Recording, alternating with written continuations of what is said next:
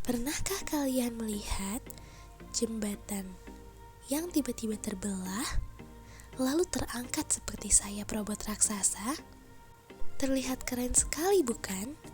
Tapi pernahkah terlintas di pikiran kita, bagaimana jembatan seberat itu bisa terangkat? Dan yap, kali ini kita akan menemukan rahasianya.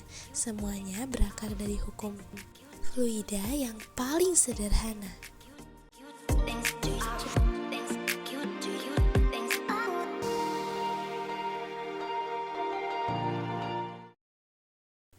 Sebelum masuk ke mekanisme jembatannya, mari kita pahami dulu konsep dasarnya.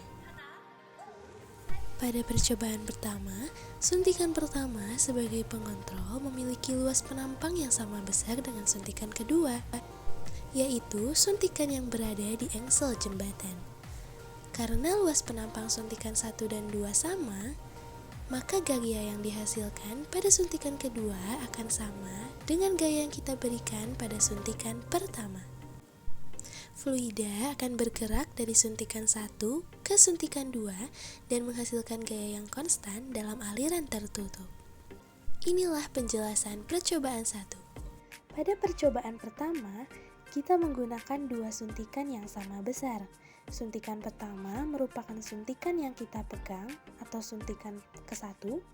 Kemudian suntikan kedua merupakan suntikan yang berada di engsel jembatan atau yang mendorong jembatan naik ke atas.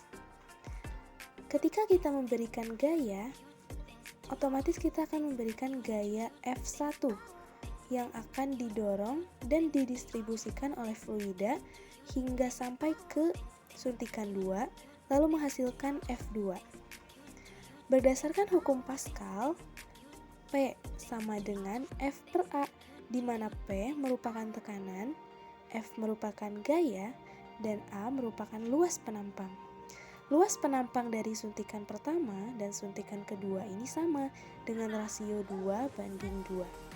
Di sini bisa kita tulis P1 sama dengan P2 karena tekanan yang dihasilkan sama.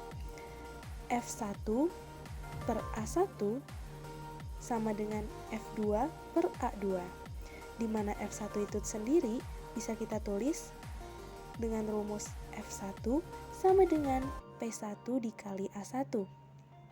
Sekarang untuk F2, kita bisa menuliskan rumus F2 sama dengan P2 atau tekanan 2 dikali dengan luas penampang dari suntikan kedua.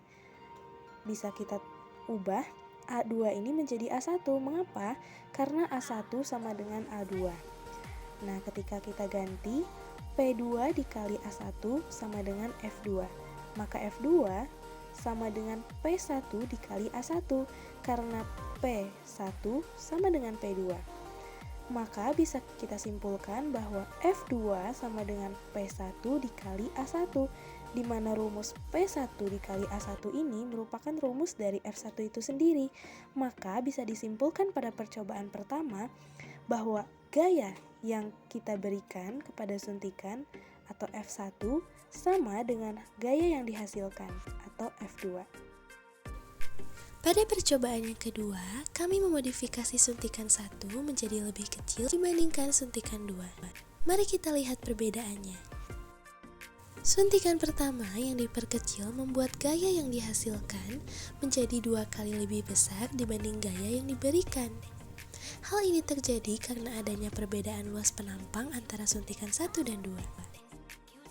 Pada percobaan kedua, kita memodifikasi suntikan pertama menjadi lebih kecil daripada sebelumnya.